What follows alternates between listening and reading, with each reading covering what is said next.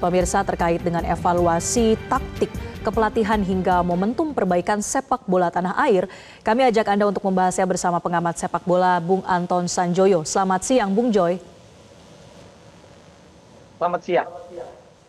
Baik, Bung Joy, ini memang hasil akhir yang tidak kita harapkan sebetulnya ya. Tapi apakah Bung Joy setuju kalau dikatakan sebetulnya performa timnas ini cukup positif atau setidaknya ada poin-poin yang baik begitu dalam perjalanan kualifikasi Piala Dunia 2026?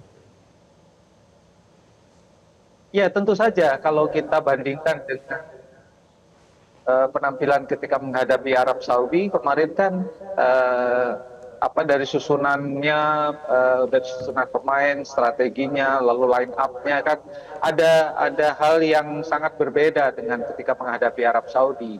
Paling tidak ketika kita bicara misalnya lini tengah, mereka diperkuat dengan 4 pemain, dengan 2 pemain depan. Meskipun Indonesia kan sebetulnya seperti Anda bilang tadi, belum punya pemain-pemain depan yang cukup mumpuni untuk berbicara di level kualifikasi Piala Dunia. Tapi overall penampilan kemarin, meskipun ya Irak juga nggak seperti yang saya perkirakan ya. Penampilannya menurut saya juga biasa-biasa saja. Tapi mengingat kondisi Indonesia yang sudah bertanding habis-habisan menghadapi Arab Saudi pada 2 hari sebelumnya, kemudian kondisi psikologis juga yang menurut saya juga sangat tidak baik, mereka sudah move on, sudah bisa menampilkan penampilannya yang menurut saya kalau mereka dalam kondisi yang sempurna, dalam arti kemarin itu semalam adalah pertandingan pertama, belum kalah melawan Arab Saudi, pasti akan jauh lebih baik dengan susunan pemain dan formasi pemain seperti yang semalam melawan Irak. Jadi rasanya sih kritik-kritik yang dilontarkan oleh para pengamat, oleh netizen, oleh para mantan pemain nasional ketika habis menghadapi Arab Saudi, kemungkinan besar juga tersampaikan kepada Patrick Kluivert dan kawan-kawan.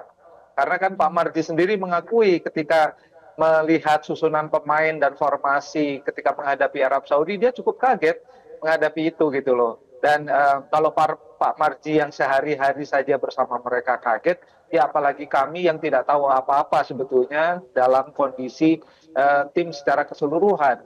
Jadi kalau bicara kembali kepada pertandingan melawan Irak, sudah makin baik, tapi ya terlambat dalam arti ini kan pertandingan yang sangat krusial, tidak boleh lagi ada coba-coba seperti ketika menghadapi Arab Saudi, dan hasilnya meskipun mengecewakan, tapi kan secara penampilan kita boleh berbangga lah. Jai Isdes dan kawan-kawan itu menampilkan performa yang menurut saya melebihi ekspektasi. Lebih ekspektasinya karena mereka dalam keadaan kelelahan loh, fisik, mental mereka betul-betul lelah, tapi mereka mampu memberikan semuanya meskipun hasilnya tetap mengecewakan. Tapi ya, ini kita harus hormati, kita harus terima kasih juga kepada mereka. Mereka sudah berjuang sekuat-kuatnya, tapi hasilnya tidak berpihak kepada kita. Demikianlah yang sebetulnya yang namanya sepak bola. Seringkali terjadi demikian. Tapi kan harus melihat ke depan nih. Ke depan masih banyak event yang bisa bisa dibuktikan bahwa Indonesia sebetulnya mampu berbicara lebih banyak di level internasional. Saya kira evaluasi ini demikian. Ya, Bung Joy, kalau spesifik kita evaluasi di lini serang ya, Bung Joy juga tadi setuju ini memang menjadi PR terbesar timnas sepertinya ya, belajar dari babak kualifikasi ini. Apa sebetulnya yang membuat begitu sulit untuk Indonesia sebetulnya punya peluang tapi tidak bisa memanfaatkannya dengan bersih? Ya, memang problem lini depan, lini serang itu ada sejak bahkan ketika Sintayong memimpin tim Indonesia ini kan, dia mendatangkan atau memanggil sejumlah pemain yang kualifikasinya itu bukan kualifikasi penyelesai akhir yang baik. Mereka mungkin adalah pemain-pemain menyerang dengan tipikal yang bagus untuk masuk ke kotak penalti, tapi untuk penyelesaian akhir tidak. Nah, ini yang rasanya akan menjadi PR besar ya, kalau siapapun nanti yang akan memegang apakah masih Kluivert, apakah akan ada penggantian pelatih, saya nggak tahu, tapi memang PR terbesar adalah mencetak atau mencari striker-striker yang betul-betul klinikal. Bahkan oleh Romeni sekalipun, dia kan bukan striker murni. Indonesia itu tidak punya striker murni kecuali striker yang dibimbing di liga lokal seperti Hoki Caraka atau Ramadan Sananta. Nah, tapi mereka kan hanya bisa tampil bagus ketika membela klubnya, ketika membela tim nasional performanya tidak terlalu baik gitu. Jadi kedatangan Ole Romeni kemarin itu sebetulnya seperti keping yang hilang, tapi untuk menghadapi level pertandingan yang lebih tinggi ternyata juga belum cukup. Jadi masih banyak PR besar untuk lini depan. Dan bagi PSSI misalnya menciptakan kompetisi yang sangat berkualitas sehingga muncullah striker-striker yang bisa diandalkan Indonesia untuk masa depan. Nah ini yang saya rasa perlu juga menjadi catatan. Tapi dengan tim yang ada sekarang sebetulnya ada harapan lah. Miliano Jonathan saya kira bisa diandalkan untuk masa depan. Mauro Zelstra juga. Jadi ada bibit-bibit yang bisa terus dikembangkan dan ditempa oleh pertandingan-pertandingan sulit sehingga mereka akan menjelma menjadi striker-striker atau penyerang-penyerang yang klinikal. So far memang problem terbesar Indonesia adalah di lini depan, terbukti dengan produktivitas Indonesia ya di dalam gol yang tidak begitu baik dibandingkan pesaing di grup 3 di putaran 3 ataupun di putaran 2. Oke, Bung Joy, ramai ya tagar Kluivert out. Ini tentu jadi pukulan juga ya untuk pelatih Patrick Kluivert di babak kualifikasi keempat ini. Menurut Bung Joy, ini apakah akan dilanjutkan, Bung? Karena kan kalau dari segi kontraknya ini masih 2 tahun, masih ada harapan untuk Piala Dunia 2030 mungkin. Apa yang seharusnya diambil oleh PSSI?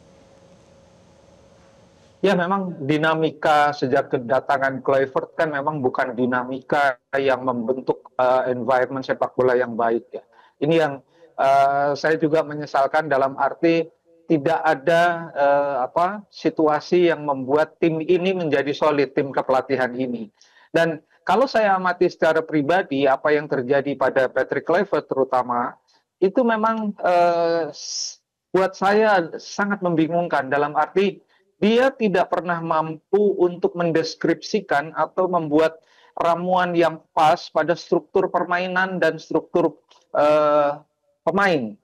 Siapa saja yang harus bermain di posisi ABCD itu selalu berganti-ganti sampai pertandingan terakhir melawan Arab Saudi yang cukup membingungkan saya gitu. Dan banyak pengamat atau banyak mantan pemain nasional pun mengatakan hal yang sama karena kami bertemu sangat intens dalam 2-3 hari terakhir.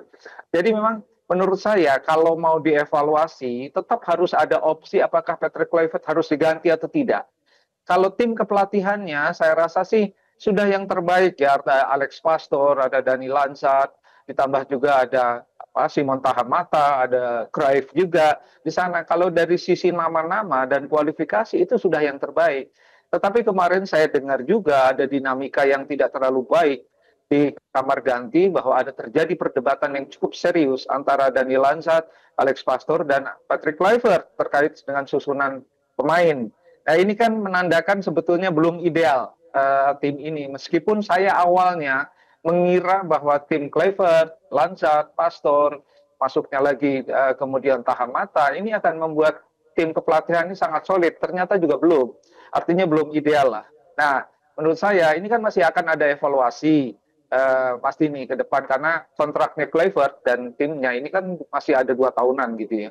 Nah, ini menurut saya harus ada opsi apakah Kluivert harus diganti dengan pelatih yang lain atau dia dipertahankan dengan sejumlah syarat. Nah ini yang saya rasa harus dipublish ini ya dalam 1-2 hari ke depan bagaimana evaluasi akan dilakukan dan apa saja yang harus dievaluasi. Saya kira itu cukup fair lah untuk publik sepak bola nasional yang sebetulnya memang kalau boleh saya katakan sangat kecewa kan dengan hasil ini gitu.